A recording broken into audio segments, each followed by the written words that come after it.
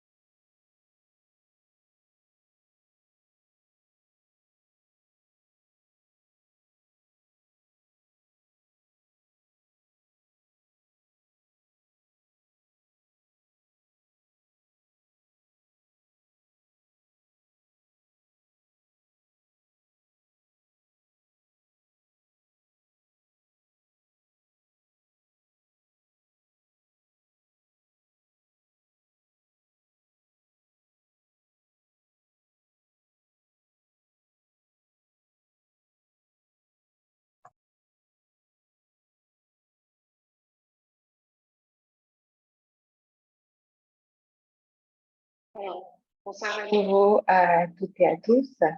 J'espère que vous allez bien. Je me présente, je suis Teslamit Rouléon, coordonnatrice de l'initiative Me Voir Compte.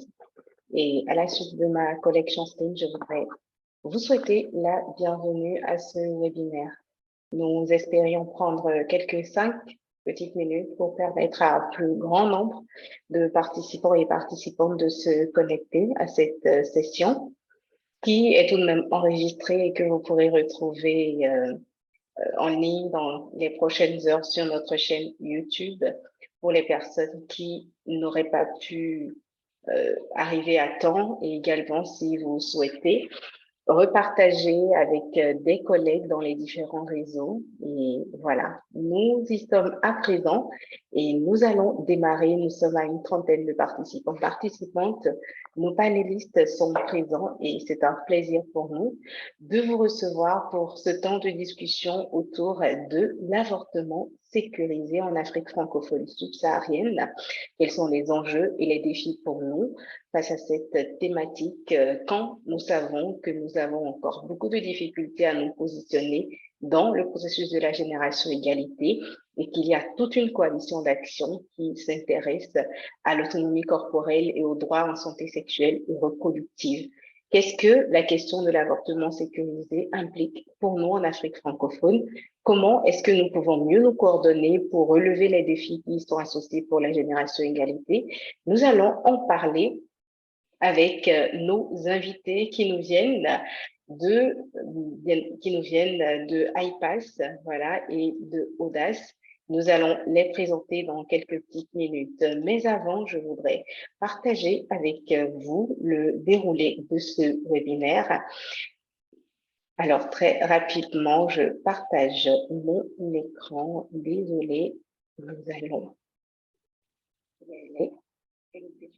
Avant de procéder au partage de l'écran, nous partage en attendant le déroulé du webinaire et je vous invite à vous présenter dans le chat, comme nous le faisons habituellement. Si vous avez déjà l'habitude de nos webinaires, vous savez que vous pouvez vous présenter dans le chat et nous dire d'où vous nous suivez pour ce webinaire, d'où est-ce que vous nous rejoignez, l'organisation que vous représentez, votre pays, et c'est toujours un plaisir de vous savoir aussi nombreux à rejoindre ces moments. Alors, nous sommes dans la phase introductive, l'accueil, la présentation des différents participants et participantes, le rappel également des règles de nos sessions, nous le ferons dans une petite minute.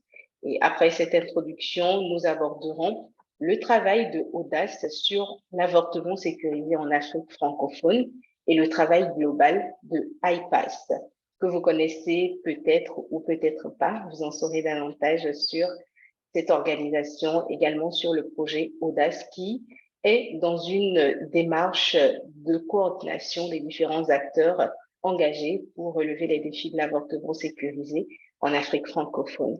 Après ces différentes présentations, nous aurons une phase de questions-réponses, mais aussi de commentaires ou de compléments d'informations si vous souhaitez en faire.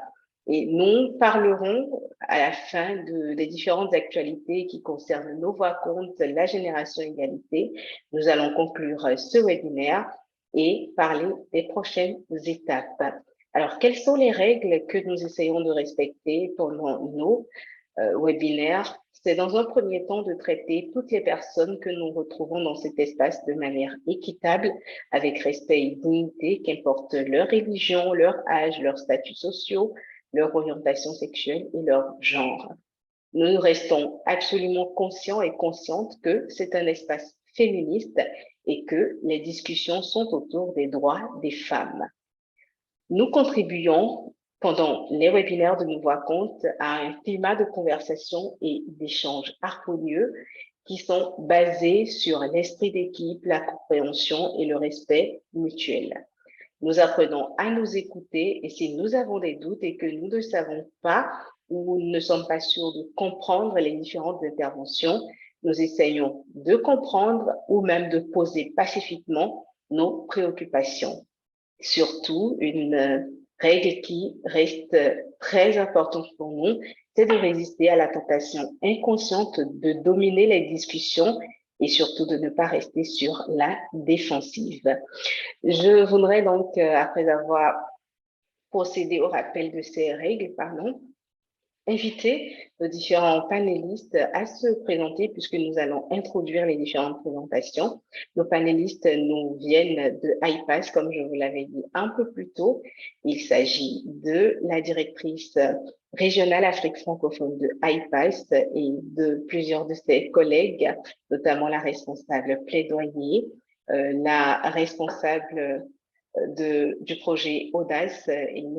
Aboudou. Voilà, je les laisserai se présenter, c'est beaucoup plus simple ici. Alors, Bilguissou, je vous invite à vous présenter. Bonjour et merci d'avoir accepté l'invitation de Nos Voix Comptent pour ce webinaire.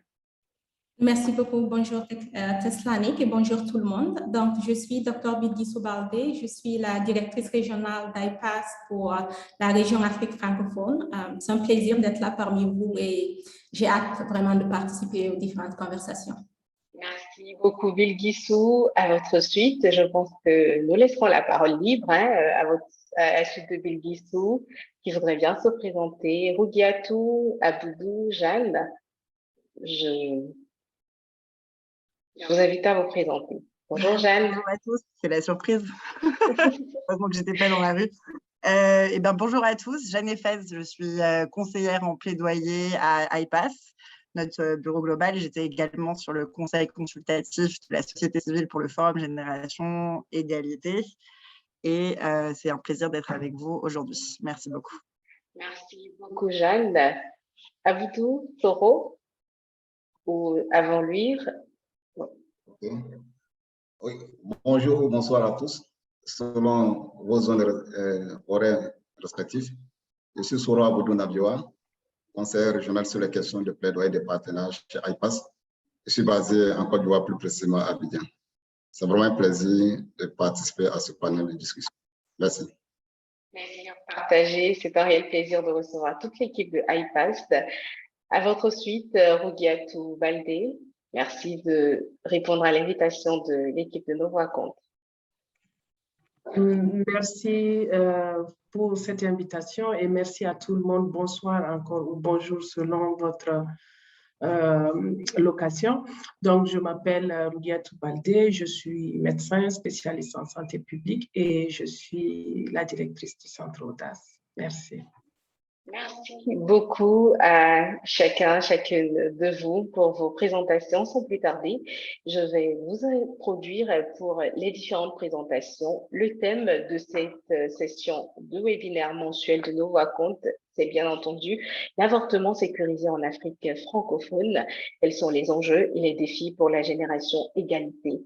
Nous aborderons dans un premier temps le travail global de IPAS, mais également un focus sur ce que fait le Centre Audace pour coordonner les différents efforts, les différentes actions de par l'Afrique francophone et comment nous pouvons travailler dans une approche intersectionnelle et dans les dynamiques de partenariat possibles. Alors, je vous invite donc, très chers collègues, à partager votre présentation et je vous laisse y aller. Merci.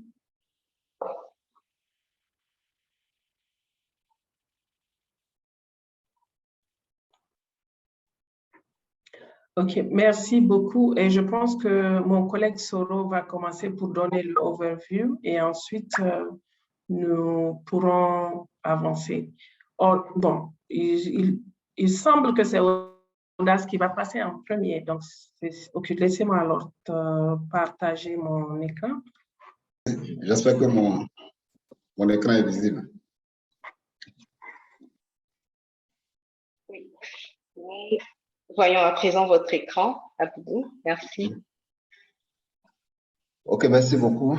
Merci une fois de plus pour cette opportunité qui est accordée à IPAS pour lui permettre de parler sur, en tout cas, son travail qui est mené au nom de la région Afrique francophone sur les questions de droit en santé sexuelle et reproductive de façon générale, mais de façon beaucoup plus spécifique sur les questions relatives à l'accès à des services de qualité en matière d'avortement sécurisé. Donc, pour nous, c'est c'est aussi une occasion de pouvoir effectivement revenir sur un certain nombre d'actions et d'initiatives collaboratives avec les différents acteurs qui travaillent sur cette thématique, à la fois au niveau global et régional, je veux dire, mais également de façon spécifique dans certains pays. Donc, c'est en cela qu'il est important de mentionner ici que IPAS, effectivement, s'associe à ce mouvement de génération, le Forum Génération Égalité, qui avance de façon très véritable sur ces questions. Nous avons effectivement décidé d'apporter, en tout cas, beaucoup d'accompagnement à travers la prise d'un certain nombre d'engagements. Et sans cela que la question de s'assurer que l'effectivité des droits dans la région d'intervention qu'est l'Afrique francophone reste également une réalité. Et au-delà de cela, l'idée c'est effectivement s'assurer que notre contribution, que ce soit au niveau du conseil consultatif, mais également notre contribution auprès de d'autres entités telles que Audace, le centre Audace qui se met en place, est une réalité et qui pourrait éventuellement s'inscrire dans une dynamique de complémentarité pour permettre à ce que le travail qui se fait de façon synergique sur cette thématique soit une réalité dans cette région afro-francophone. C'est en cela que, comme vous pouvez le constater, à l'occasion de ce forum, un certain nombre d'engagements ont été pris de la part de IPAS. Et ces engagements partent effectivement de la question même d'œuvrer vers une dépénalisation de l'avortement, en passant par la question de l'accès, qu'on appelle la disponibilité, l'accès à des services de contraception et surtout de qualité. Cette dynamique de prise d'engagement à cette occasion ne s'est pas fait sans toutefois accorder une attention particulière aux différentes organisations de défense des droits de l'homme qui travaillent sur cette question, parce que pour nous, ça reste l'un des leviers assez importants qu'il faut effectivement considérer dans tout ce que nous faisons dans la région. Et plus tard, je reviendrai sur un élément qui va nous permettre de mieux appréhender, de mieux comprendre le pourquoi de s'assurer que ces acteurs sont effectivement pris en compte. L'autre élément pour nous qui semble assez intéressant, c'est s'assurer que dans nos interventions, on intègre la dimension non seulement multisectorielle, mais on s'assure qu'il y a l'intersectionnalité qui est effectivement prise en compte.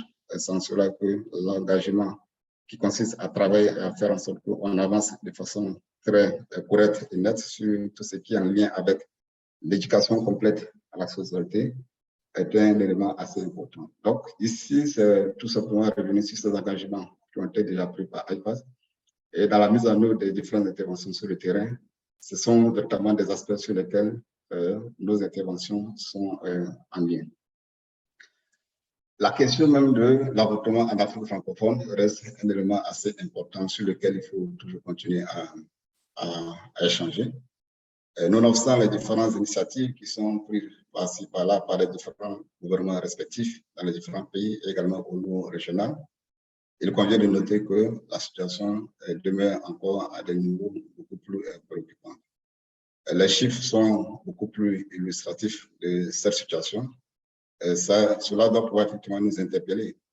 C'est d'ailleurs au regard de cette réalité que les différentes interventions se conjuguent et font en sorte qu'on puisse arriver à un certain niveau de synergie d'intervention.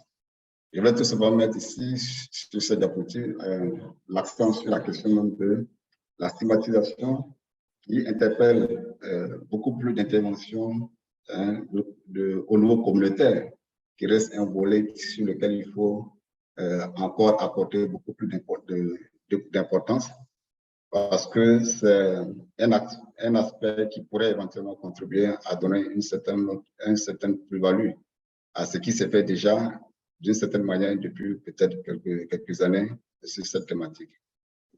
L'autre élément qu'il faut effectivement considérer, c'est que aujourd'hui, quand on regarde le cadre légal, il serait que le volet légal, on se rend compte qu'il y a eu certes des lois qui ont été effectivement prises en matière de santé de la reproduction et qui intègrent pour certaines de ces lois, la plupart de ces lois, le volet avortement. Mais quelques années après, on se rend compte que la plupart de ces textes de loi sont dépassés et ne sont plus en phase avec la réalité du terrain, parce que certains sont des textes qui datent de plus de 15 années, 20 ans, et qui méritent une certaine révision. Mais il y a quand même une lueur d'espoir qui fait que les interventions qui se multiplient pour ce qui concerne IPAS avec ses différents partenaires pour avancer véritablement sur cette thématique. Notre zone d'intervention, IPAS Afrique francophone, intervient sur les pays qui sont présentés. Mais il est important de mentionner ici qu'en DRC, le pays de la République démocratique du Congo, nous avons un bureau qui est ouvert et qui travaille à avancer sur les mêmes thématiques. Dans les autres pays, il y a un bureau régional qui est basé en Côte d'Ivoire avec une équipe régionale qui travaille à faire en sorte que les différents projets et les différentes interventions qui ont été effectivement ciblées soient correctement mises en œuvre. Mais ce travail s'est fait également en collaboration avec les différents acteurs, les différents experts et organisations de la société civile, que ce soit au niveau régional et également au niveau pays, pour s'assurer que les interventions non seulement se mettent en œuvre de façon très correcte, mais s'assurer que nous contribuons également à bâtir cette expertise à la fois locale et également régionale sur la question de l'avortement sécurisé dans la zone d'intervention. La stratégie de IPAS, elle est basée sur deux volets qu'il faut effectivement considérer. Sur votre écran tout à fait à gauche, comme vous pouvez le constater, c'est une stratégie qui est à la fois basée sur la dimension de la prise en compte des droits de l'homme, mais qui met effectivement la femme au centre de l'intervention et qui obéit à cette logique de ce que nous considérons comme étant un écosystème qui va effectivement considérer. Donc, c'est tout simplement dire que notre intervention sur cette thématique bien précise s'inscrit dans une dynamique une dynamique holistique. Nous intervenons sur chacun de ces piliers qui sont ici considérés. Nous avons 8 piliers. Et pour nous, il faut effectivement continuer à travailler, à faire en sorte que chacun de ces piliers pris individuellement soit amélioré. Et de façon collective, nous allons pouvoir effectivement contribuer à améliorer cet écosystème d'avortement. Mais la durabilité de l'écosystème d'avortement ne peut résister que dans la prise en compte d'un certain nombre d'aspects qui sont autour de ces piliers que nous considérons comme étant des moteurs essentiels. Et le premier moteur, c'est de s'assurer que les interventions soient non seulement basées sur la prise en compte de la dimension des droits de l'homme, mais également basées sur les questions d'équité. Ensuite, le partenariat et la collaboration restent un des éléments assez importants pour s'assurer que cette durabilité qui est recherchée elle pourra être atteinte. L'autre aspect qui est aussi considéré, c'est l'expertise locale. Et c'est en cela que je parlais précédemment du fait que notre intervention, que ce soit dans les différents pays ou au niveau régional, contribue à ce volet assez important. Le dernier aspect qui reste l'un des éléments aussi importants, c'est l'appropriation et la réalisabilité. Et c'est en cela que notre action consiste aussi à renforcer la collaboration avec la partie nationale qui joue du moins un rôle important sur cette dimension de l'écosystème.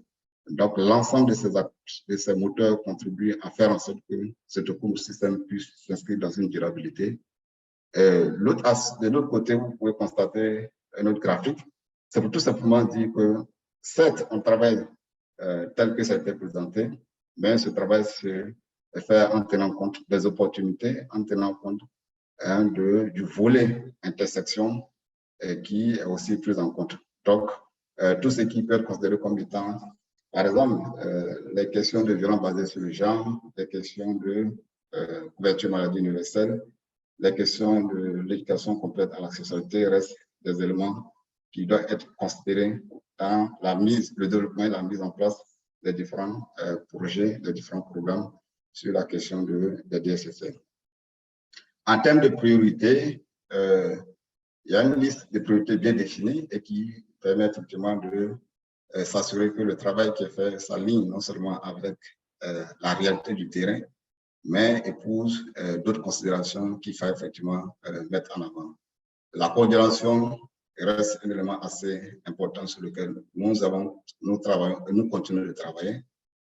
La question de la création de support qui est apporté aux différents mouvements, que ce soit au niveau pays ou au niveau régional, reste également l'un des éléments sur lesquels nous intervenons de façon très approfondie. Et la question de la gestion de l'opposition, comme vous le savez tous, le travail qui est fait autour de cette question de l'avortement sécurisé, je ne dirais pas qu'il interpelle, mais suscite des initiatives de la part de certains acteurs qui ont aussi des stratégies qui sont développées pour essayer de contrecarrer ou bien réduire les différents efforts. Donc, s'assurer qu'on a une bonne gestion de la question de l'opposition sur l'espace Afrique francophone est un élément à prendre en compte et c'est vraiment un aspect sur lequel IPAS travaille véritablement. Donc, de l'ensemble de ces stratégies et des engagements qui ont été effectivement pris, à la date d'aujourd'hui, nous pouvons effectivement mettre en avant ici quelques éléments qui nous semblent les plus pertinents à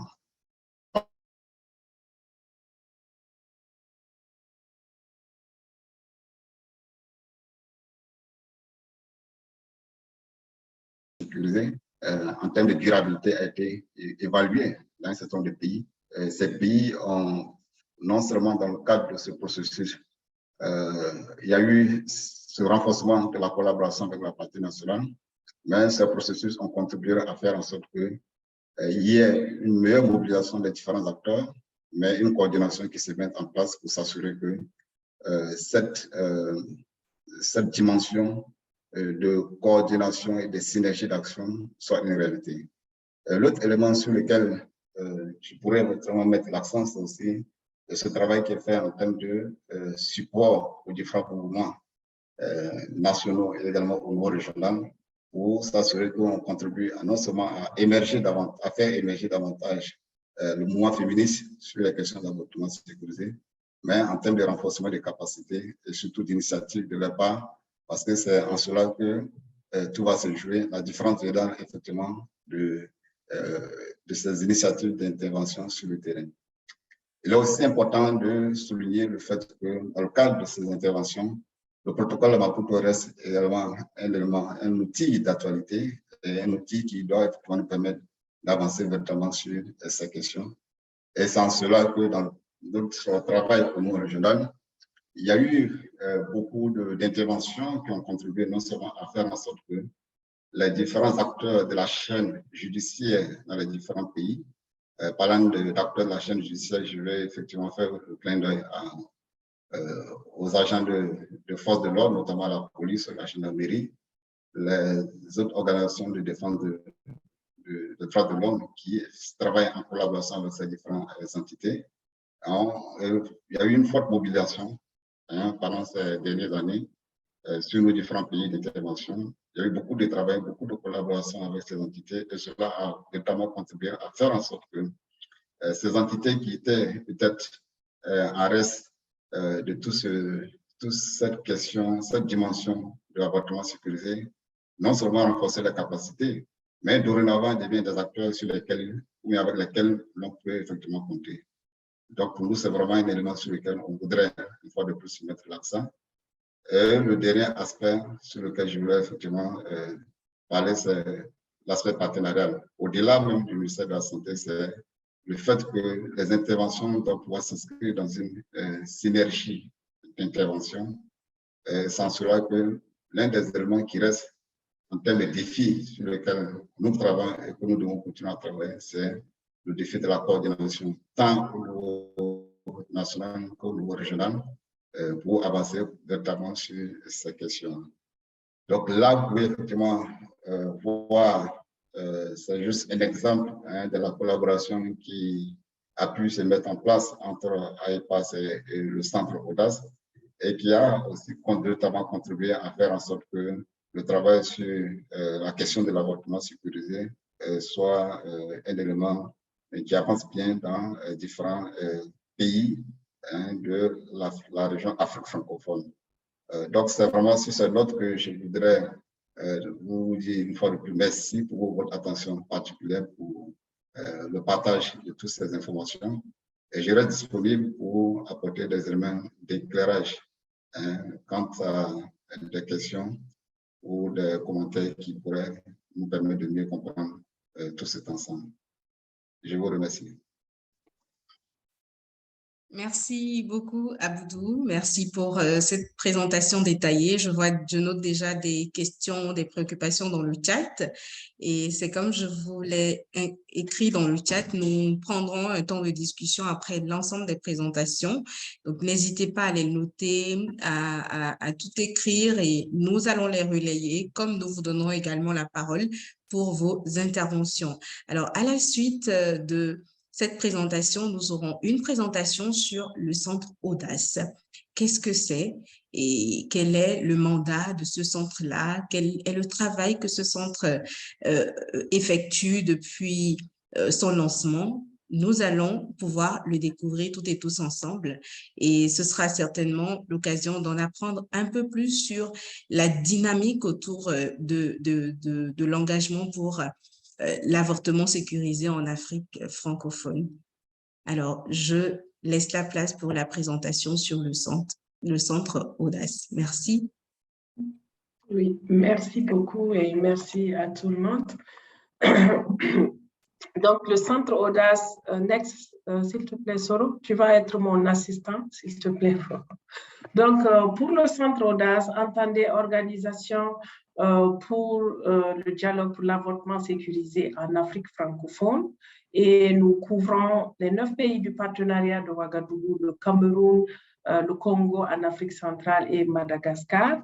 Et nous avons été lancés en 2021, précisément en septembre 2021. On a eu le lancement officiel donc, du centre. Actuellement, nous sommes en train de travailler en incubation chez IPAS. Donc, l'administration, la logistique est assurée par IPAS. Mais cependant, nous sommes en train de suivre le processus de construction donc, qui va avoir comme outcome le centre Audace qui va être un réseau régional qui va justement s'occuper des questions en relation de l'avortement sécurisé. Et au sein de notre organisation, nous avons des organisations communautaires, médicales, des organisations juridiques et aussi des institutions non gouvernementales ainsi que des partenaires techniques. Donc, la vision du centre Audace, c'est de pouvoir créer donc cette synergie autour de l'avortement sécurisé en s'appuyant sur les organisations existantes, notamment les organisations féminines, et de pouvoir mettre en place des alliances multisectorielles et surtout qui visent à promouvoir donc l'accès à l'avortement sécurisé et à l'autonomie corporelle. En même temps, de nous assurer que les politiques et les programmes sont vraiment en alignement avec l'agenda commun, donc les 8 piliers de l'agenda commun, et enfin de nous assurer que le mouvement féministe, donc l'agenda de l'avortement sécurisé est intégré de façon générale et de façon plus élargie à l'agenda du féminisme qui est actuellement un mouvement en construction dans la région francophone. Suivant.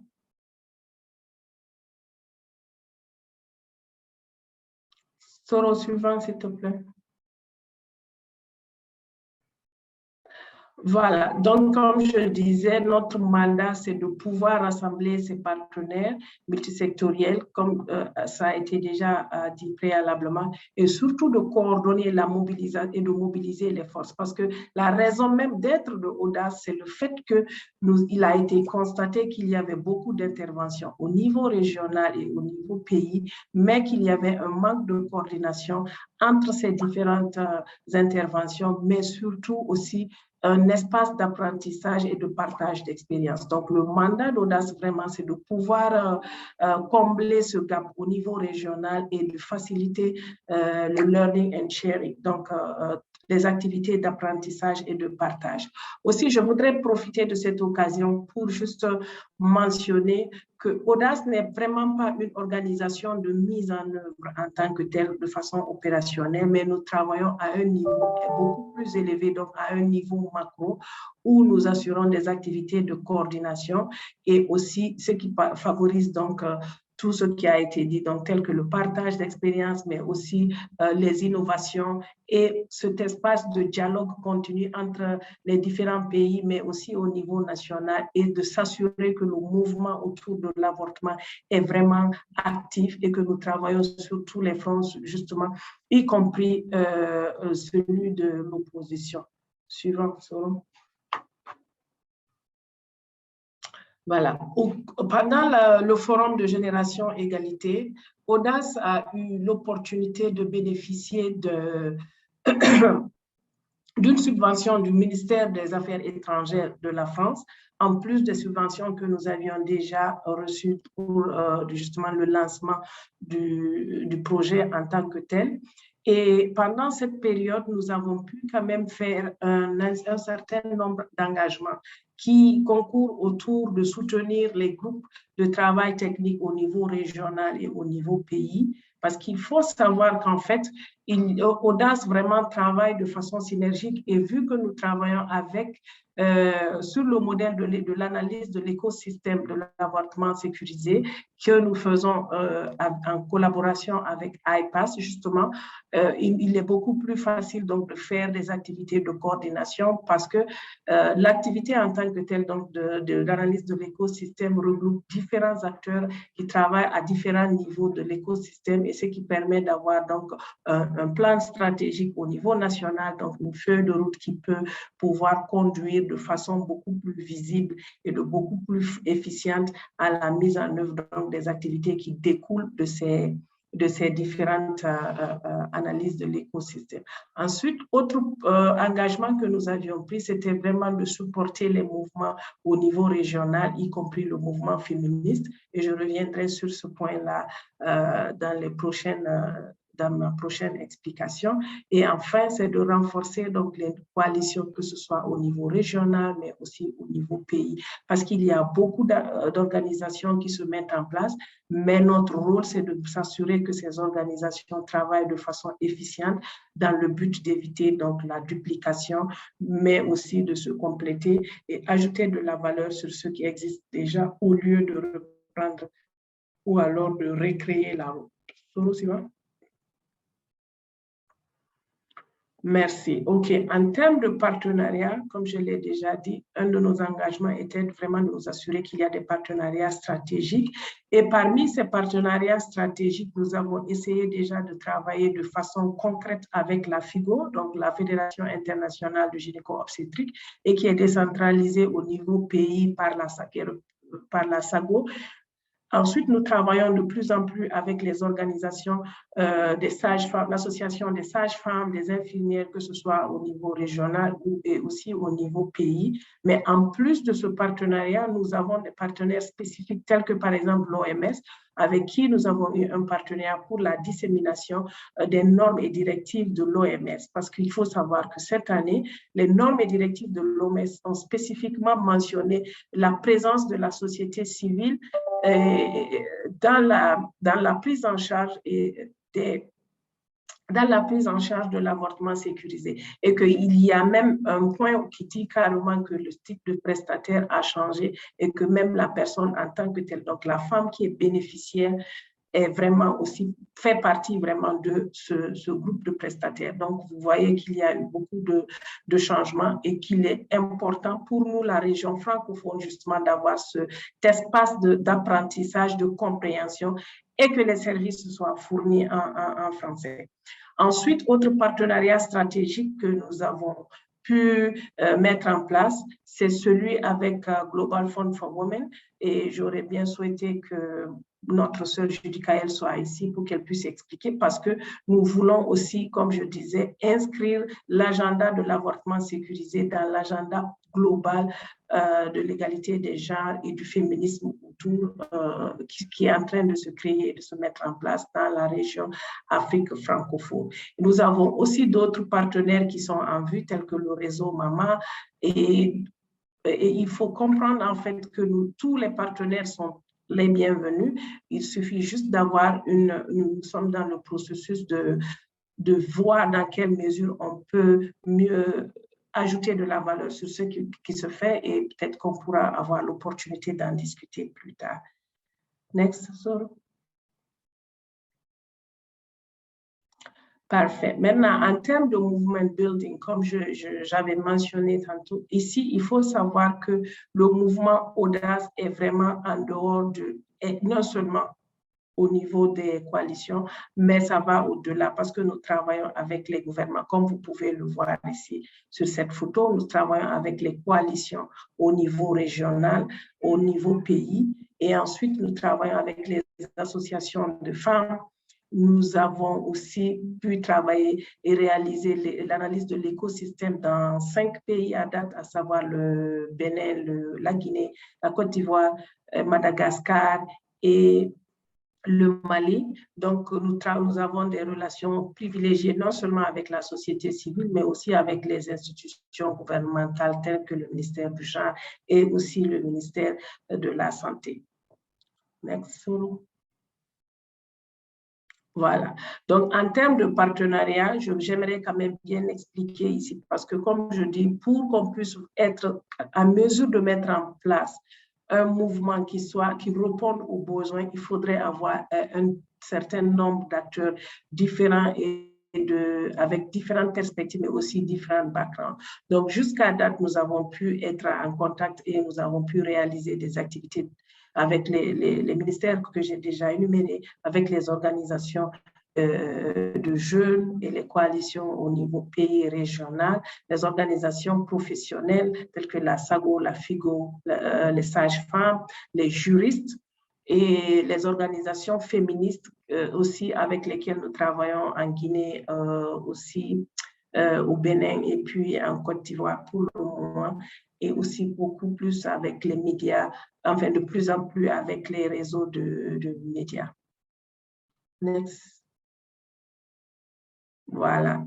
Donc, récemment, nous avons pu organiser le sommet régional des jeunes sur l'avortement sécurisé, et sur cette activité, nous avons eu l'opportunité d'avoir 11 pays représentés à travers 22 participants.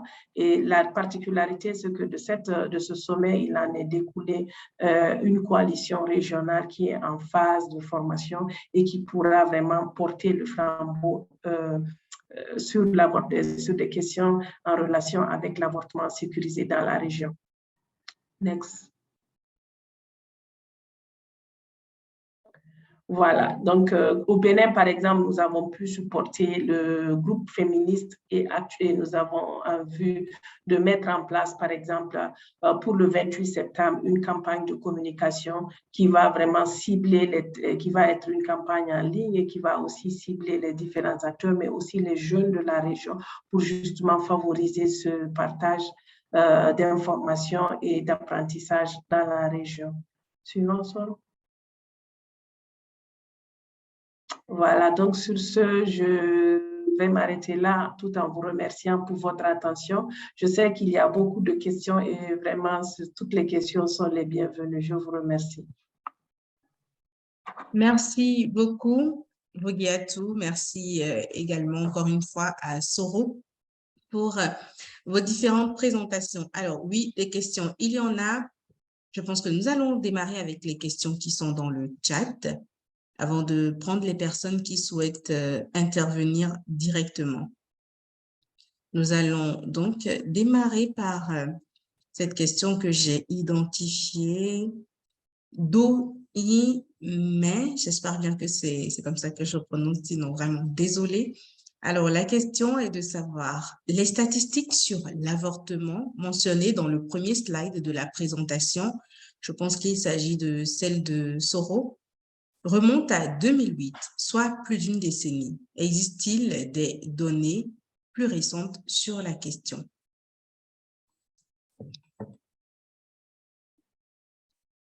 Soro, je vous laisse répondre. Oui. Et la méthodologie, on avance question par question, c'est bien ça? Oui, pour ne pas s'embrouiller. Je pense que c'est toujours plus simple de répondre à chaque personne. Là, on est sûr de répondre à toutes les questions. OK, merci. Effectivement, ce sont des données qui sont encore d'actualité et qui ont été effectivement renseignées sur cette slide. Très bien. Alors, docteur Baldé, vous voulez intervenir sur la question? Merci beaucoup. Je voulais simplement dire qu'au niveau régional, on a eu quelques études, mais assez difficiles pour résumer l'ensemble des données statistiques. Toutefois, nous avons des données un peu plus actives au niveau de la région. Par exemple, récemment au Bénin, avec Guttmacher Institute, où ils ont vraiment montré l'effet des avortements à risque au Bénin qui s'est élevé à 20% des décès maternels, si je me rappelle bien. Nous avons aussi des cas dans d'autres pays, donc nous avons des données sporadiques, mais je suis contente que le participant ait posé cette question simplement pour nous dire qu'on a besoin que plus d'acteurs soient un peu plus engagés pour avoir des évidences dans la région, ce qui va informer bien sûr les aspects programme. Merci. Merci beaucoup, docteur Baldé. Une autre question du même intervenant ou du même participant ou de la même participante.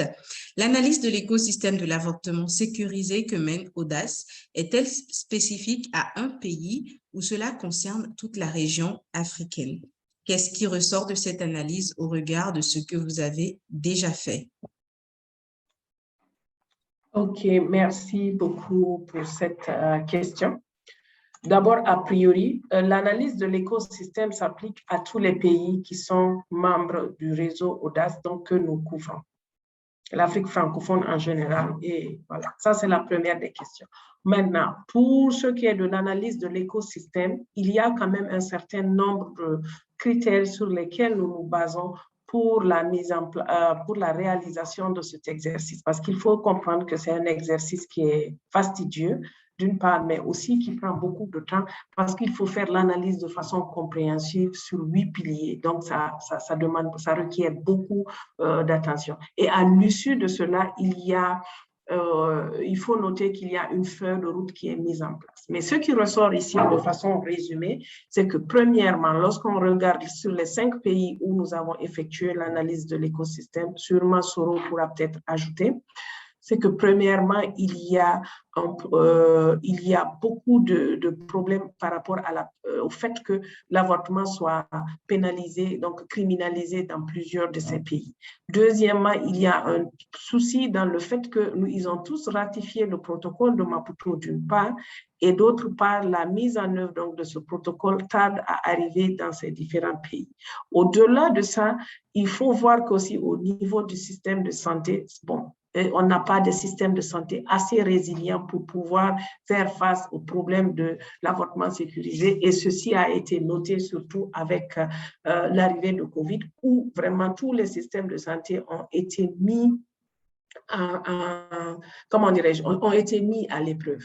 Donc, sur cela, et troisièmement, ce que je peux dire, c'est le manque de volonté au niveau de certains pays et la présence de l'opposition.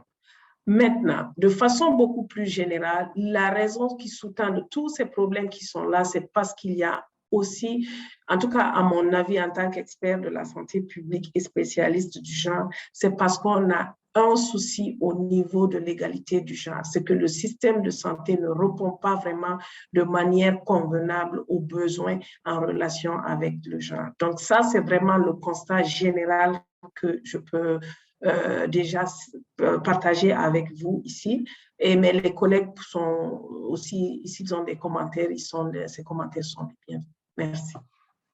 Merci, Rogi. Je voulais effectivement apporter quelques éléments des aspects complémentaires par rapport à cette dynamique d'évaluation de la durabilité de l'écosystème dans les différents pays. Ce qu'il faut déjà noter, c'est que c'est un processus qui obéit non seulement au fait que l'idée, c'est d'un premier temps arriver à dégager ce qui peut être considéré comme étant des priorités pour les différents pays là où ça a été fait, mais des priorités qui sont effectivement en phase avec une dynamique de prendre en compte les différents piliers, les différentes composantes qui peuvent et qui doivent être considérées pour s'assurer que nous allons de façon très correcte vers la disponibilité, l'accès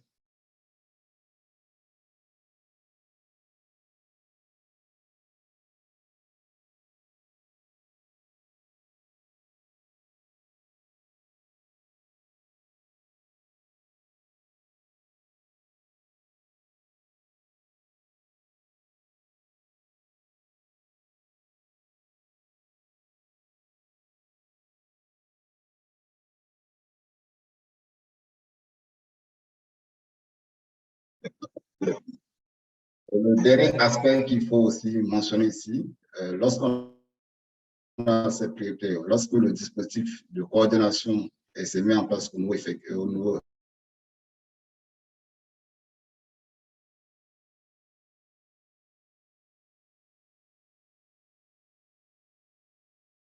à une certaine synergie d'intervention dans le pays. Et c'est ce qui est vraiment recherché et c'est vers cela que cette approche veut effectivement tendre.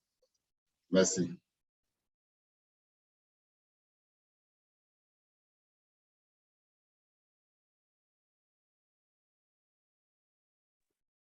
Merci beaucoup, Soro. Merci également à Rugato pour vos différents éléments de réponse. Je pense que les uns, les unes et les autres ont eu des réponses effectives à leurs différentes préoccupations. Et il y en a un certain nombre qui sont alignés dans le chat. Je vais essayer quand même de faire le point afin que nous puissions répondre à toutes ces préoccupations. Et je pense que le docteur Baldé répond déjà à certaines questions dans le chat aussi. Alors, le Centre Audace est vraiment une initiative importante dans le cadre de l'avortement sécurisé. J'espère que ça existe en Guinée. Oui, je pense que et Dr Baldé y a répondu. Attendons de prendre les différentes personnes qui ont levé la main. Vous intervenez dans quelle région du Bénin? Je voudrais répondre, mais je vous laisse y aller. Rugatou. Vous intervenez dans quelle région du Bénin? Oui, merci beaucoup. En fait, il y a deux docteurs Baldé ici, donc souvent il y a la confusion et c'est pour ça que ça devient difficile. Au Bénin, par exemple, on travaille déjà avec la COJAS. Je ne sais pas si vous êtes en relation avec la COJAS, donc la Coalition nationale pour l'avortement sécurisé. On travaille aussi avec une organisation féministe qui aussi milite au sein de la COJAS. Donc, et en plus, nous travaillons avec le ministère de la Santé. Et voilà, au niveau, on travaille aussi avec le ministère de la Santé, donc au niveau national. Pour être bref, nous travaillons sur toute l'étendue du territoire parce que la feuille de route qui a été dégagée récemment après que la loi soit votée est applicable sur toute l'étendue du territoire. Et nous avons des contacts là-bas, nous avons même du staff dédié pour la mise en œuvre donc, de ces différents de nos interventions. Et si vous êtes intéressé, on pourra partager au besoin, on pourra partager avec vous les contacts pour que vous ayez plus d'informations. Maintenant, pour la question précédente, si Audace est déjà représenté en Guinée, la personne même qui vous parle actuellement est localisée en Guinée. Oui, Audace, c'est un programme régional et qui couvre tous les pays du partenariat de Ouagadougou, comme j'avais déjà dit. Donc, voilà, que j'avais dit au préalable. Ensuite, le Congo, le Cameroun et Madagascar pour le moment. Et nous sommes flexibles à étendre le programme sur les autres pays, dans les autres pays où le besoin se fait sentir. Merci. Très bien. Merci beaucoup. Nous allons revenir aux questions dans le chat, mais je voudrais quand même donner la parole à certaines personnes qui ont levé la main. Je vois Dané Jody et ensuite Chanceline. Et voilà, en attendant de prendre le reste. Si vous avez déjà laissé vos commentaires dans le chat, je vous invite à laisser la place à d'autres personnes pour que toutes les interventions puissent être prises en compte. Merci beaucoup. Merci. Dané Jody, je vous donne la parole. Vous pouvez réactiver votre micro et intervenir, s'il vous plaît.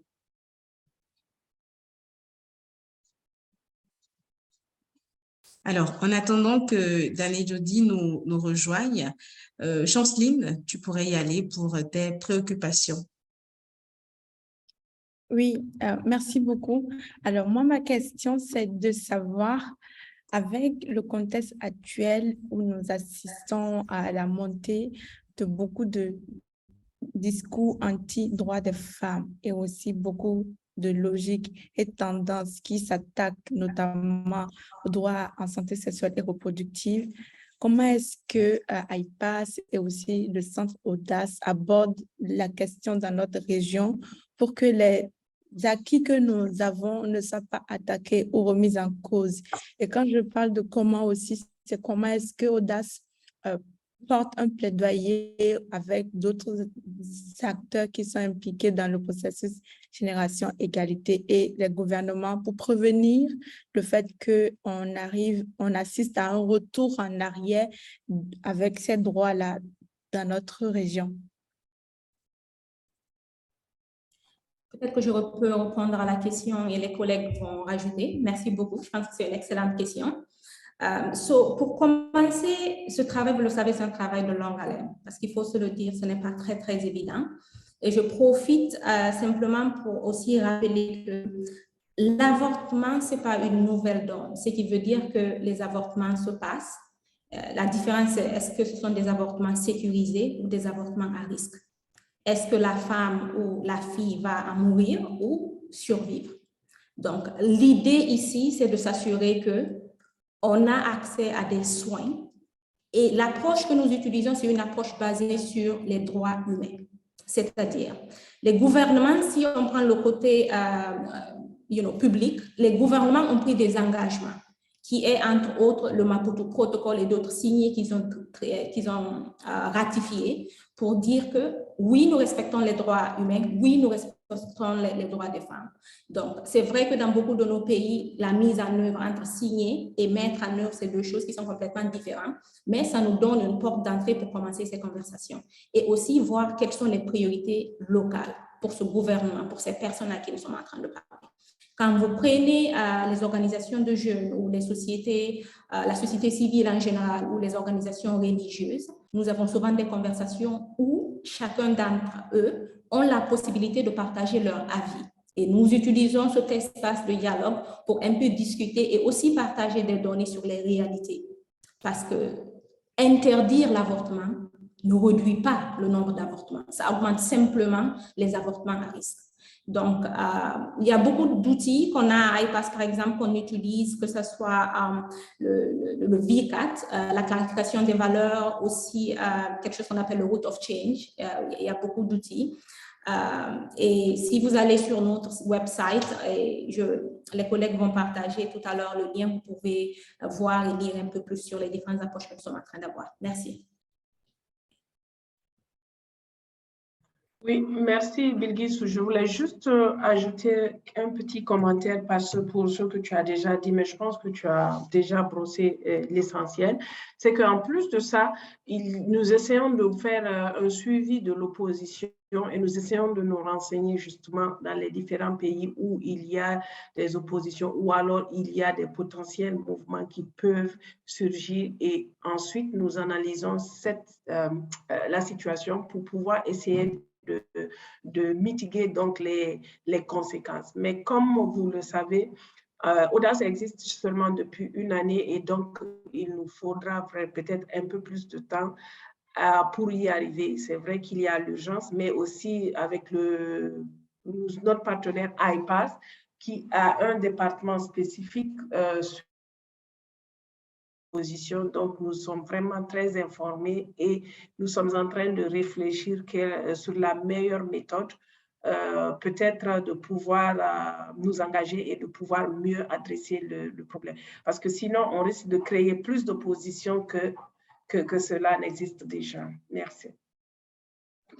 Merci. Oui, Soro?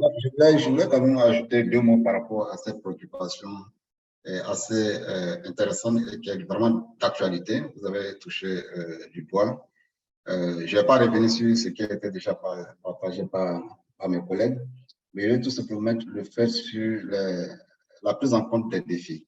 On a longtemps mis en avant, travaillé et on continue d'avancer sur ce que je considère ici comme étant des défis exogènes qui sont d'ordre et traditionnel, que vous connaissez tous, vous et moi.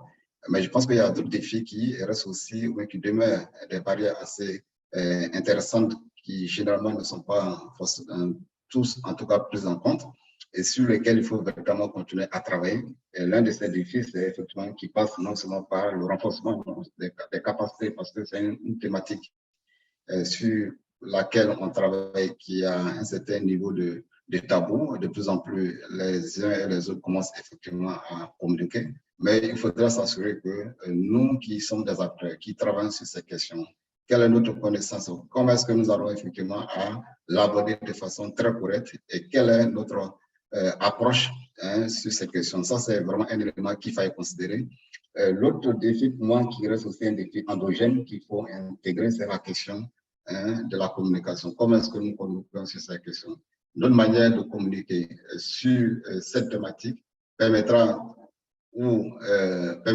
à ceux qui sont en face de pouvoir s'allier, ou ça peut effectivement les amener à non seulement se reconforter dans leur position. Donc, ça reste des éléments assez importants qu'il faut effectivement considérer et intégrer dans toutes les interventions sur cette thématique. Merci. Merci beaucoup, Soro, Bilguissou, Rugiatou. Je pense que Chanceline a eu des éléments de réponse variés et très complets sur sa préoccupation.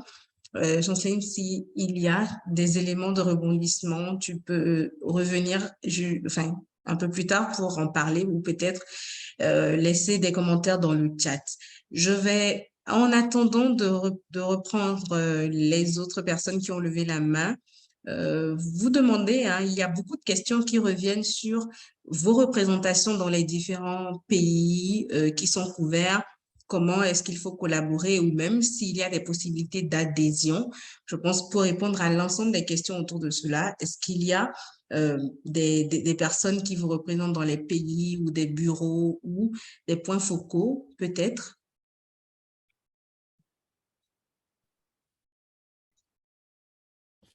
Oui, absolument. En ce qui concerne IPAS et aussi Audace, nous travaillons en utilisant plusieurs approches. Donc, nous avons des pays qui sont affichés quand vous regardez cette présentation, qui sont des staffs à temps plein pour IPAS et aussi qui supportent Audace, qui est en incubation à IPAS. Donc, c'est le cas, par exemple, du Bénin et dans d'autres pays comme DRC, on a un bureau local. Donc, c'est un premier aspect à considérer. Deuxième chose, c'est que pour des besoins de partenariat, vous pouvez nous envoyer simplement un email. Certains aspects à considérer sont les domaines d'intérêt pour un partenariat ou une adhésion, ce qui va nous permettre de faire un suivi pour qu'on ait un dialogue et savoir comment vraiment que ce partenariat prenne place. So, yeah. Je ne sais pas si, Rudy, tu veux rajouter quelque chose? Oui, je pense que c'est ça, en fait. Nous avons déjà des représentations et où on n'a pas de full staff, on a quand même des consultants avec lesquels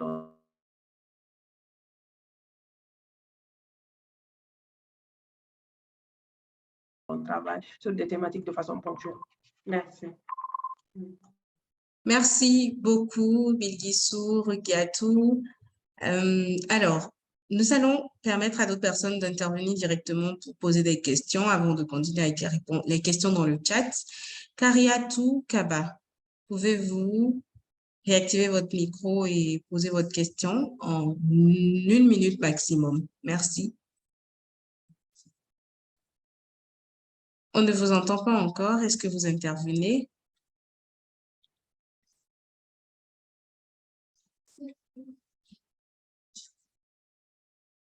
Kariatou, est-ce que vous êtes avec nous?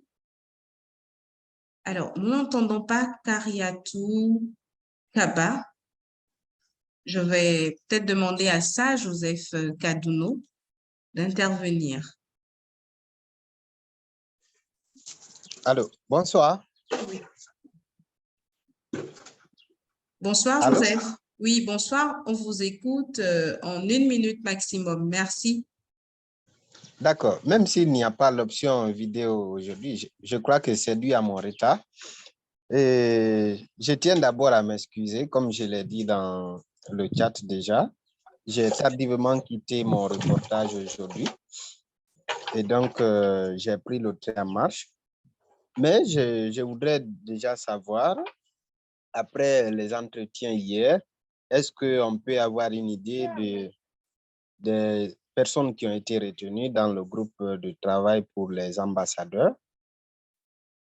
Et est-ce que vous pourriez partager avec nous le contenu de la réunion d'aujourd'hui, disons du forum d'aujourd'hui.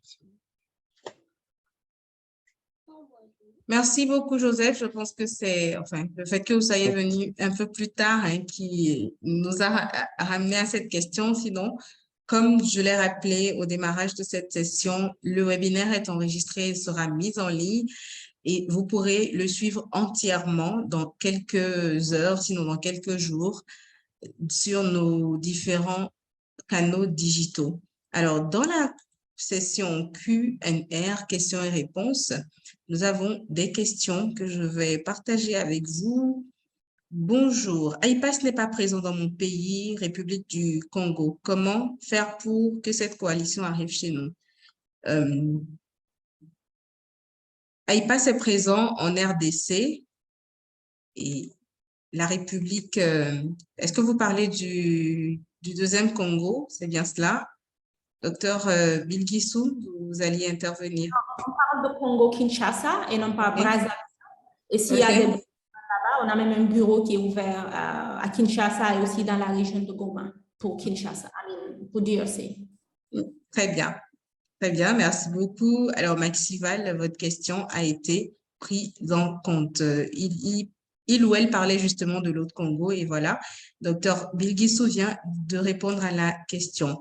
Il y a Al Koultoum des Comores qui demande si vous intervenez dans des pays musulmans. Quelle a été la procédure mise en place? Parce qu'aux Comores, chez elle par exemple, c'est un pays musulman et l'avortement est interdit. Seuls les avortements clandestins sont en grand nombre. Je vais répondre à cette question rapidement. Oui. C'est que nous travaillons déjà en Afrique de l'Ouest. La majorité des pays sont des pays laïcs et donc il y a une forte majorité de musulmans. Ça, c'est la première des choses. Par exemple, la Guinée, le Mali. Et nous travaillons même avec des leaders religieux. Je pense que mon prédécesseur avait expliqué qu'on travaillait avec des leaders religieux et avec lesquels nous faisions la clarification des valeurs pour pouvoir justement avoir une meilleure compréhension de l'avortement sécurisé. Et ce qui est plus intéressant, c'est que, par exemple, moi-même, j'ai été très surprise de voir que, oui, dans le Coran, il y a des citations, donc des hadiths, qui parlent de façon explicite de l'accès à l'avortement sécurisé. Je ne peux pas dire peut-être pas très proche, en tout cas similaire à ce qui a été dit dans le protocole de Maputo. Donc, je suis sûre que c'est juste peut-être la compréhension générale des personnes qui sont en train de faire le plaidoyer ou alors l'activité qui fait défaut. Mais sinon, il y a vraiment, en tout cas dans la région de l'Afrique de l'Ouest, personnellement, j'ai rencontré des imams et qui m'ont qui ont partagé cette information avec moi. Et je sais qu'aussi, IPAS travaille beaucoup avec les leaders religieux au niveau de la Côte d'Ivoire et je sais qu'ils ont souvent des séminaires, des rencontres sur les plateformes, de différentes plateformes pour justement partager ces différentes expériences et de les sensibiliser. Pour ce qui est de la Guinée, par exemple, nous avons aussi des leaders religieux avec qui nous travaillons et qui ont partagé les mêmes informations avec nous ici. Merci. Très bien. Merci beaucoup, Rougiatou. Les questions s'enchaînent. Une autre question est de savoir si l'avortement est véritablement l'idéal, y a-t-il pas d'autres... Est-ce que, voilà, l'avortement est vraiment l'idéal? Y a-t-il pas d'autres solutions à proposer puisque ce n'est pas bon sur le plan religieux? Je vais profiter aussi, je vais commencer, et puis Rougui, je suis sûre que tu auras des éléments à rajouter. J'aimerais d'abord nous ramener à la question des droits humains et aussi à l'autonomie corporelle. Et revenir sur l'idée que quand on parle d'avortement sécurisé, c'est justement, nous sommes en train de parler de sauver des vies. Je pense que la majorité, vous serez d'accord avec moi, que ce soit légalisé ou pas, les gens vont avorter s'ils en ont besoin et ils vont se cacher pour le faire. Est-ce qu'ils vont survivre? Là est la question. Et je pense que Rougui vient de mentionner pour l'aspect religieux. Et quand on est en train de parler de vies humaines, vraiment, pour moi, cette vie humaine prend précédent sur tout le reste. Je comprends les valeurs morales, mais l'objectif n'est pas d'encourager une approche délusive, hein, une approche qui pousse les gens à prendre certains comportements qui ne sont pas souhaitables. La décision revient à la personne. C'est très important. C'est pour ça qu'on ramène ça à l'équité des genres et aussi à l'autonomie corporelle. Je ne sais pas, Rougui, si tu as autre chose à rajouter, mais ce sont des choses que je voulais souligner. Oui, merci beaucoup, Bilguis. En fait, comme tu l'as déjà souligné, c'est que d'abord, aucune personne a priori ne voudrait ou alors ne va solliciter un avortement a priori. Maintenant, il y a des circonstances et c'est pour ça justement pour cadrer que le protocole de Maputo fournit un certain nombre de conditions sous lesquelles on peut faire un avortement. Et quand on vous entendez avortement sécurisé, c'est justement parce que l'avortement est fait selon les règles, des normes et directives de l'OMS pour que la vie de la mère soit sauvée. Donc, c'est juste deux précisions que j'aimerais ajouter. Mais à cela s'ajoute aussi le fait que l'approche droit, je pense, reste quand même un aspect aussi important dans le choix.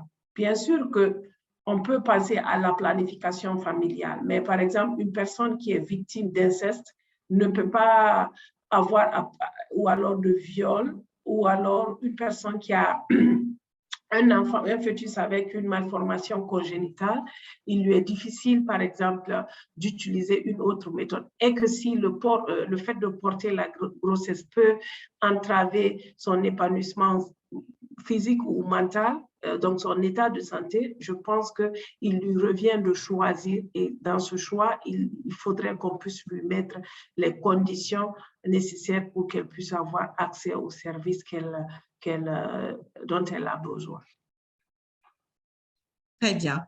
Il y a encore beaucoup de questions qui nous attendent. J'espère que nous arrivons à répondre à toutes ces questions avant la fin du temps prévu pour ce webinaire. Une autre question qui nous vient de Roger Sailly. Quelle politique d'avortement sécurisée pour les femmes du monde rural pour avoir l'équité, car ces femmes très pauvres sont exposées aussi à des avortements clandestins et non sécurisés? OK, merci beaucoup. Ça, c'est une question qui est très intéressante et c'est justement un des piliers et une des recommandations, par exemple, de l'OMS, de pouvoir mettre en place un système d'avortement autogéré. Mais ça veut dire que la femme peut, à travers la supervision des professionnels de la santé ou alors des professionnels qui sont formés, peuvent avoir accès à ces services. Mais il faut reconnaître que les besoins sont énormes. Et ça, je l'ai appris depuis que j'apprenais le cours de planification avec des ressources limitées. Donc, et c'est pour une des raisons que nous faisons toujours l'évaluation de l'écosystème pour pouvoir définir les priorités. Oui, les femmes rurales ont un droit à ce service-là, mais est-ce qu'il y a un système ou un mécanisme mis en place et quel est le pouvoir du gouvernement? Parce qu'il faut savoir que les soins de santé reviennent quand même aux différents gouvernements. Donc, il faudrait que ça c'est des négociations de longue haleine pour pouvoir accéder aux différents produits et toutes les méthodologies qu'il faut pour y arriver. Cependant, à notre niveau, par exemple, je sais qu'à IPAS, il y a par exemple des formations au niveau des sages-femmes et qui se fait déjà de façon pilote. Il y a aussi la télémédecine qui est en train d'être mise en place. Donc, tout ceci sont des méthodes qui contribuent à mitiguer l'inégalité, mais aussi de permettre à un grand nombre d'avoir accès à ces services. Mais il faut savoir qu'en plus de la télémédecine, même si ce service est disponible, on peut avoir, par exemple, des situations où on n'a pas accès à l'électricité et d'autres choses. Donc, vous voyez que c'est vraiment très élargi. mais c'est quelque chose ce à quoi nous avons déjà commencé à réfléchir. Et je pense qu'il y a des projets pilotes qui sont en train d'être testés. Et puis maintenant, selon le besoin, il y aura une opportunité de faire un scale-up. Merci. J'aimerais rapidement rajouter que le guide d'OMS reconnaît que la femme est tout à fait capable de gérer son avortement. Je pense que c'est très important de le mentionner. Donc, on a fait ça dans quelques pays, qui incluent DRC d'ailleurs, le Congo, où il s'agit simplement de pouvoir avoir accès à un conseiller ou à des informations qui expliquent quelle est la posologie, qu'est-ce qu'il faut faire, qui vous réfère à une pharmacie où vous pouvez avoir les médicaments pour l'autogestion, pour que ces femmes puissent le faire elles-mêmes. Au besoin, ils peuvent aussi retourner vers ces conseillers qui, dans la majorité des cas, ou l'entièreté même, sont des professionnels de santé, pour les soutenir en cas de complications, par exemple, ou en cas de est-ce qu'ils ont besoin d'avoir un peu plus de posologie, etc. Je voulais juste mentionner ça parce que c'est important qu'on puisse se mettre dans une dynamique vraiment d'égalité et savoir que les femmes sont tout à fait capables de s'autogérer, surtout quand l'accès aux soins n'est pas idéal. Donc, je voulais rajouter ça. Merci beaucoup. Merci beaucoup, Bilguissou. Merci, Rougiatou. Je le notais dans le chat. Nous n'allons plus pouvoir vous laisser intervenir directement en prenant la parole, mais vous pouvez laisser les commentaires, les questions. Nous avons encore une dizaine de minutes, donc nous essayerons de répondre à toutes vos préoccupations dans ce délai-là. Docteur Jessica du Cameroun demande « Comment se fait le partage d'expériences entre les différents pays partenaires ?» Dans le cadre de Audace, bien entendu. C'est dans le cadre de Audace ou c'est en général? De toute façon, nous sommes tous le staff de Oui, absolument. Voilà, pour ce qui est du partage des expériences, je pense que je peux peut-être dire un petit mot et mes collègues pourront plus peut-être ajouter. C'est qu'actuellement, nous sommes... D'abord, il faut comprendre que s'il s'agit de Audace, nous avons juste commencé à opérer depuis 2021, donc il y a moins de 12 mois en septembre. Ça, c'est la première des choses. Donc, nous sommes en train à date, nous avons déjà organisé des sessions de clarification de valeurs dans les différents pays et pendant ces sessions de clarification de valeurs, nous avons pu avoir des espaces de partage entre les différentes organisations. Maintenant, pour ce qui est des professionnels de la santé, par exemple, nous sommes en train d'organiser le sommet régional pour des professionnels de la santé, juste pour avoir une analyse beaucoup plus approfondie et aussi faire un diagnostic du besoin qu'il y a pour pouvoir essayer de répondre donc aux besoins, parce qu'il faut savoir qu'il y a les besoins au niveau régional, mais aussi il y a les besoins au niveau pays, souvent qui sont un peu différents.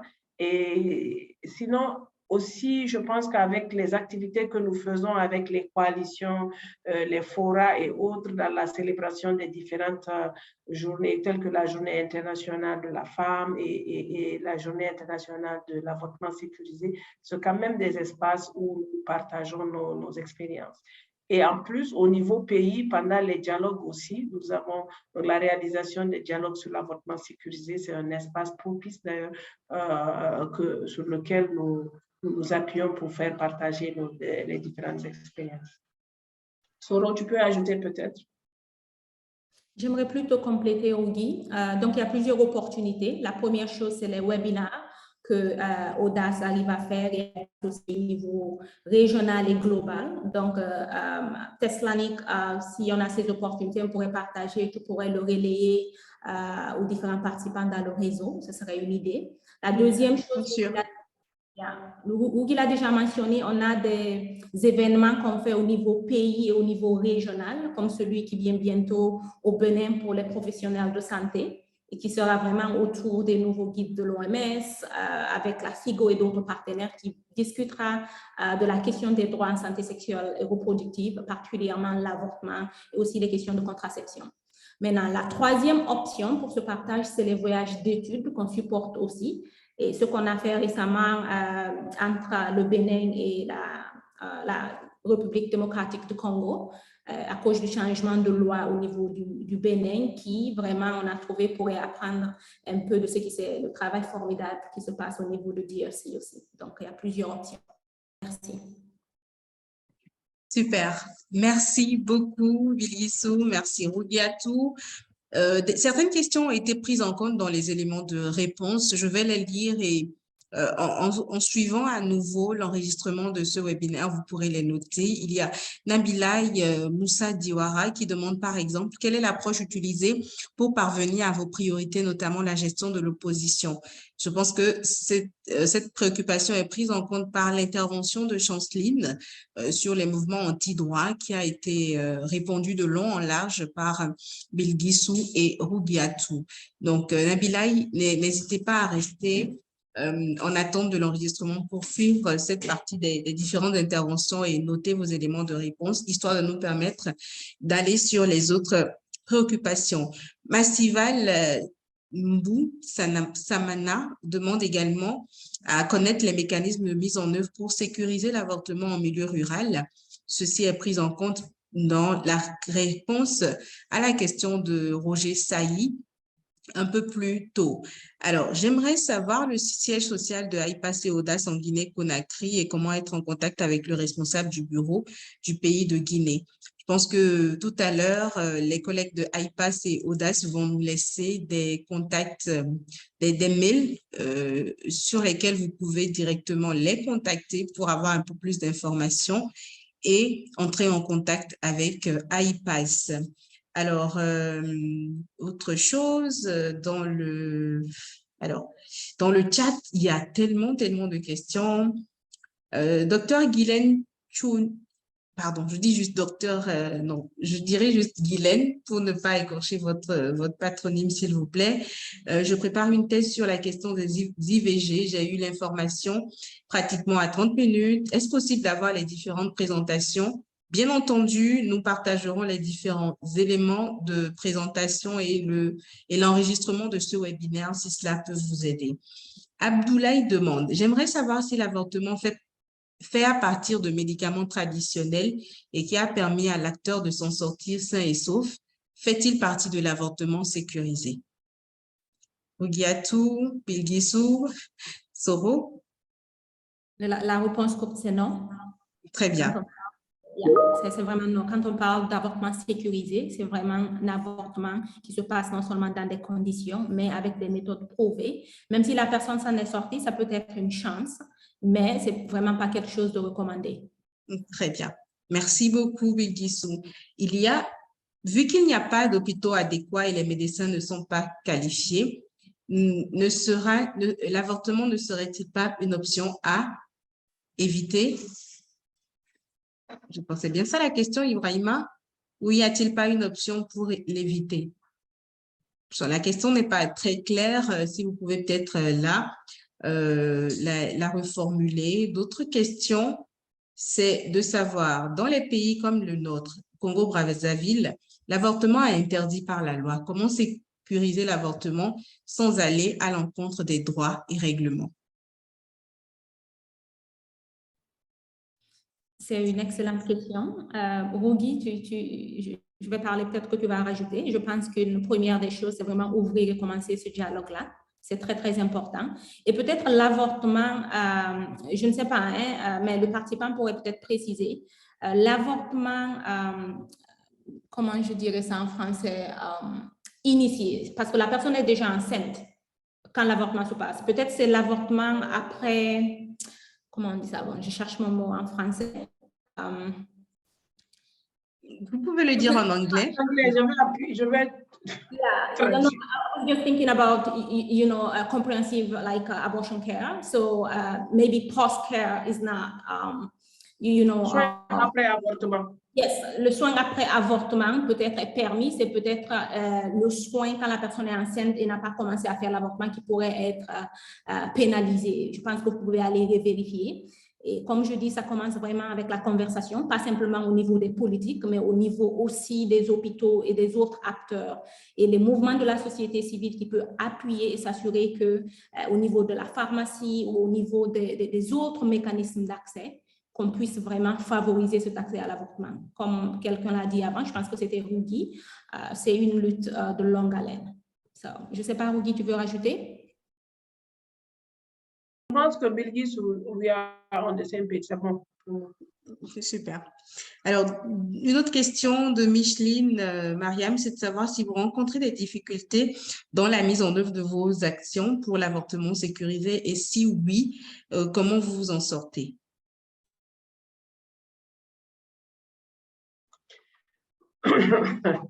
Je vais juste rire un peu. C'est-à-dire que lorsque on soulève la question d'avortement sécurisé, il y a beaucoup de... c'est vraiment une... je peux dire que c'est une conversation qui est mitigée. Mais notre stratégie première, c'est que nous avons des champions.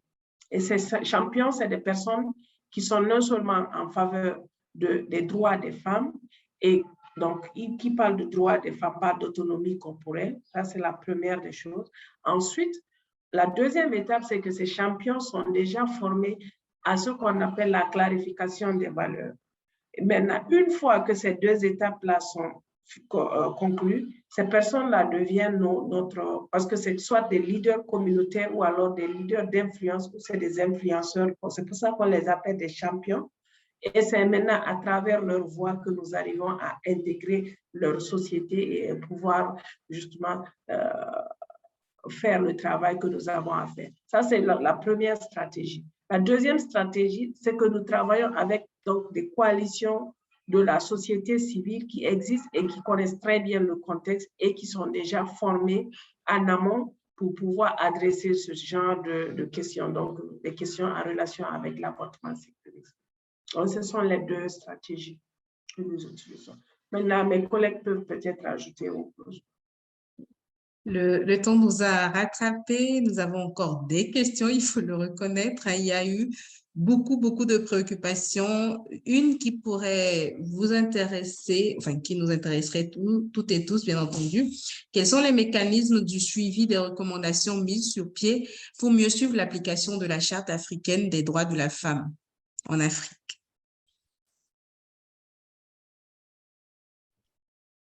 Jeanne, tu veux réagir sur cette question? Jeanne, tu es avec nous?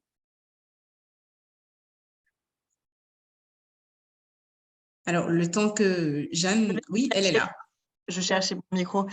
Je pense que Soro peut y répondre aussi, bien sûr, mais donc les États membres écrivent des rapports périodiques pour le protocole de Maputo. Ils sont supposés faire un rapport au moins, alors une fois tous les 10 ans, normalement c'est une fois tous les 4 ans ou tous les 5 ans. Il y a ce qu'on appelle des sessions ordinaires et des sessions extraordinaires à la Commission africaine des droits de l'homme et des peuples qui ont lieu tous les ans, normalement en présentiel. Donc, depuis quelques années, elles ont été faites en ligne. Je pense que l'agenda va reprendre bientôt. Et donc, les États sont supposés rendre compte de l'application de chaque article du protocole de Maputo. Donc, en général, dans le meilleur des scénarios, c'est un processus qui est fait en coordination avec la société civile, avec un cadre interministériel qui va s'assurer que des données compréhensives remontent à la fois du terrain. Donc ça, c'est dans le meilleur des scénarios. Sinon, ce qui se fait également, c'est que la société civile va préparer des rapports indépendants qui sont ensuite donnés à la commission et les États font leur rapport et ensuite les États sont pressés et chargés de répondre à des questions à la commission sur non-application, mauvaise implication ou violation du protocole de Maputo. Et je mettrai des liens dans le chat pour ceux qui sont intéressés, en sachant que c'est dans notre intérêt collectif à tous de faire vivre ces mécanismes pour s'assurer d'une redevabilité plus importante. Et puisqu'on parle du Forum Génération Égalité, de s'assurer que le langage du Forum Génération Égalité, puisqu'il a été ratifié soutenu par certains pays africains, de ramener aussi ces engagements dans toutes les institutions pour que ça fasse résonance. Oui, pour Très bien. compléter. Oui, Soro.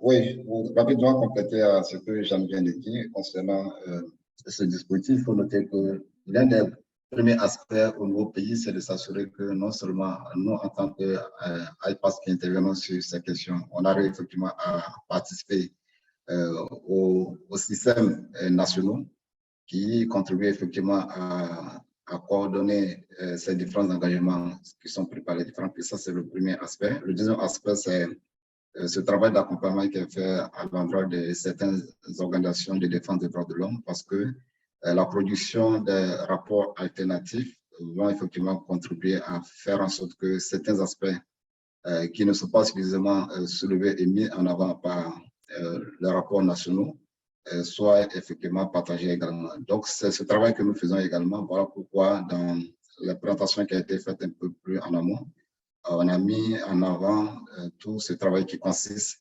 à non seulement mobiliser les organisations de défense des droits de l'homme, mais surtout les amener à bien comprendre les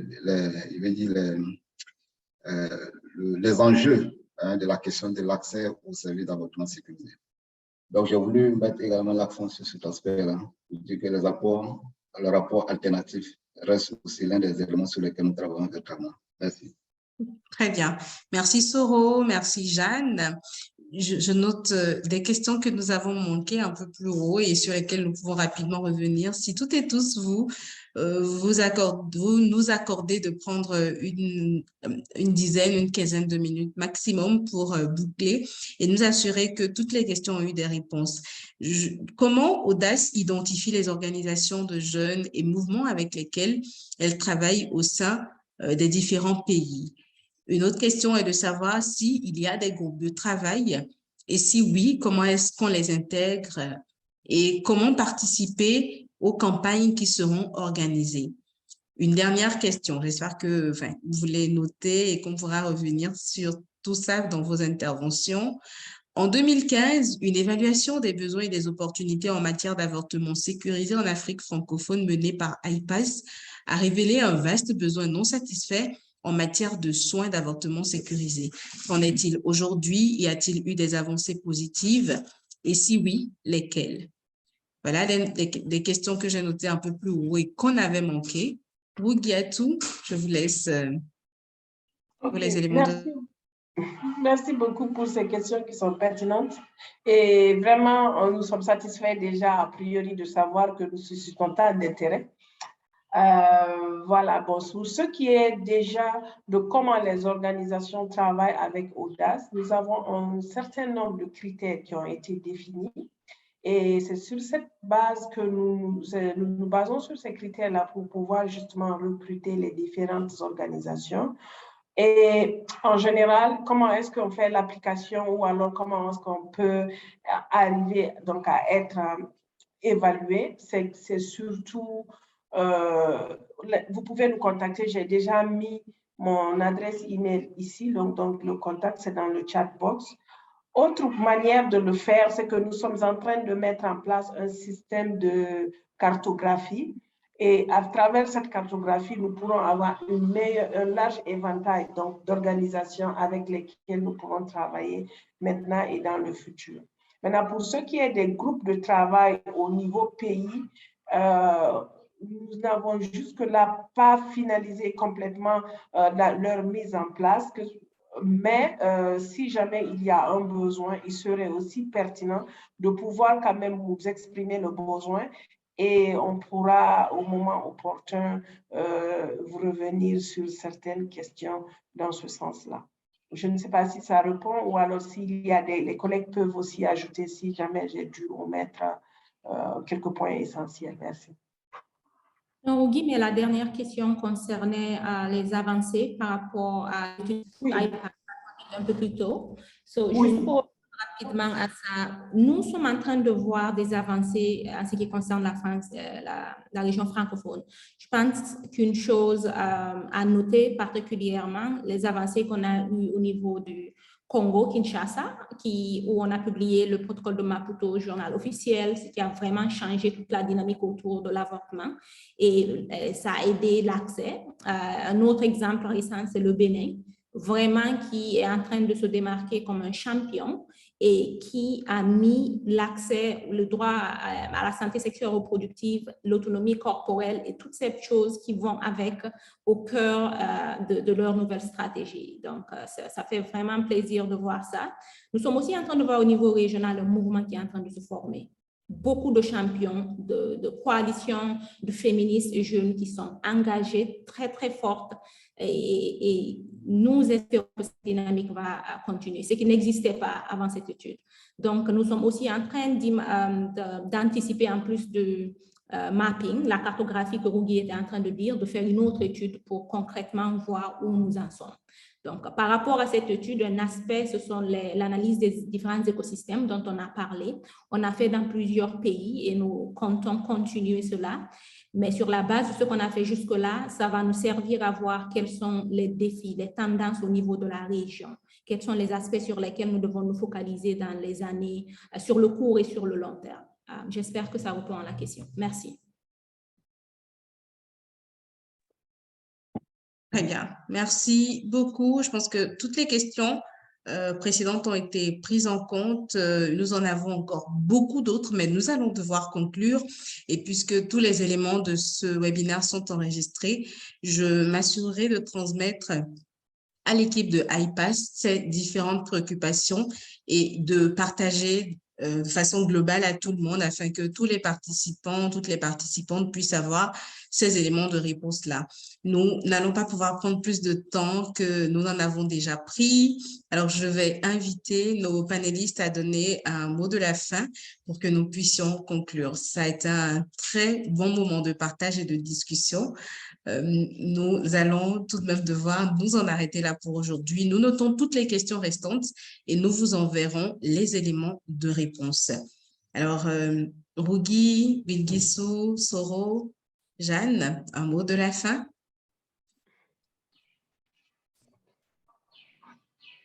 Rougui, vas-y, ouais. OK. En tout cas, merci beaucoup pour l'invitation. C'était un plaisir pour nous d'être sur cette plateforme, de partager. Et je profite de l'occasion quand même de motiver donc les participants à vraiment contribuer dans le réseau Audace parce qu'il faut savoir que c'est un mouvement que nous sommes en train de mettre en place et que chacun a un rôle vraiment bien précis à jouer. Et vraiment, je me réjouis de ce webinaire qui a été vraiment un succès, à mon avis, parce que ça a suscité vraiment beaucoup d'engouement et beaucoup de questions. Et peut-être ce qui serait bien, c'est de voir que si prochainement, on peut aussi avoir une autre session, pas maintenant, peut-être dans les mois à venir, parce que là, nos agendas sont quand même un peu chargés. Aussi, je pense que ce serait une très bonne opportunité qu'on puisse joindre les webinaires que Audace va organiser dans les prochaines semaines à venir. Donc, sur ces mots, vraiment, je vous remercie pour votre aimable attention et j'espère vous retrouver bientôt. Merci. Merci beaucoup, Rougui. Oui, Bilguissou?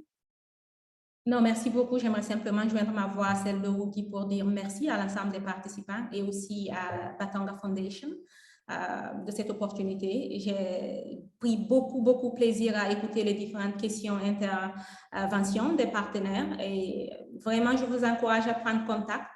Les collègues ont mis leur email et mon espoir, c'est qu'on puisse continuer cette conversation, que vraiment qu'on puisse améliorer l'accès aux droits à la santé sexuelle reproductive pour la région francophone, l'autonomie corporelle et l'équité des genres. Donc, je pense que vous tous jouez un rôle extrêmement important. On ne peut pas faire ce travail seul. Donc, encore merci pour votre engagement. Merci, Teslanik. Merci beaucoup, Bilguissou. Merci, Rougui. Merci, Jeanne. Merci, Soro.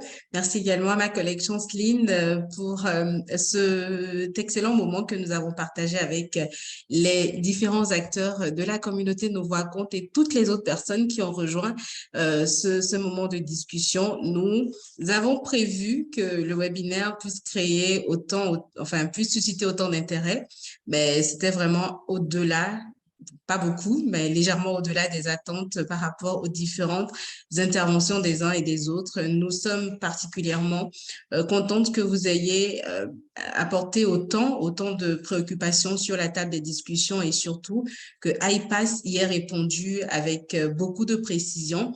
Ces moments d'échange ont été très, très enrichissants pour tout un chacun de nous dans le travail global que nous faisons. Et notre ambition, c'est de faire en sorte qu'en tant que membre de la communauté Nos Voix Comptent, vous puissiez profiter en priorité des opportunités qui seront issues du travail de Audace et de iPass. C'est vraiment ce que nous essayons de mettre en place et nous espérons que cela soit effectif dans les jours, les semaines, les mois à venir et qu'ensemble, nous puissions relever les défis liés à l'avortement sécurisé en Afrique francophone et être au rendez-vous de la génération égalité. Merci à vous. Je vous souhaite une très belle soirée ou une très bonne journée selon le lieu où vous avez suivi ce webinaire. On se retrouve très prochainement, mais en attendant, restez connectés sur les réseaux sociaux de Nos Voix Comptent pour suivre toute notre actualité. Ça a été un plaisir de vous avoir sur ce webinaire. À bientôt. Au revoir. Merci.